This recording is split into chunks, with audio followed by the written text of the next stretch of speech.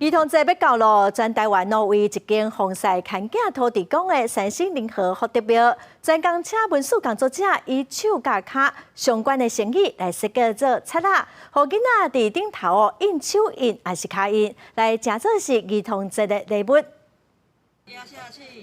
手动是印泥印在字帖顶悬，完成大显伸手双手万灵才祝福话。全台唯一供奉牵架土地公的三星人和福德庙，请文书工作者陈英凯来设计，推出和手卡有关系的成语做的字帖。囡仔用手还是卡来印在字帖顶悬，土地公加持了后，就是个人专属的囡仔节礼物。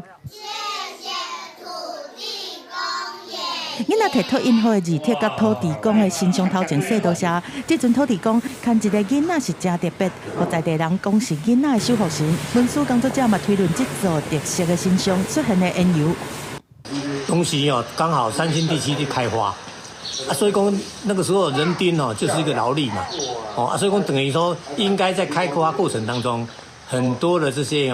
等于讲垦民，伊希望讲会使。 能够人丁旺盛。这座看囡仔的土地公在地方顶悬，加一民众拢会来祭拜，祈求厝内会当加囡仔加财富。出现背景，文书工作者推论讲是三星地区拄开发的时期，伊当阵这个家庭拢是做田的，有人力的需求。透过儿童节，尤其咱这个土地公看囡仔有这个守护神的概念，所以讲希望讲从囡仔大，咱这个年轻的爸爸妈妈，家己的囡仔带来遮，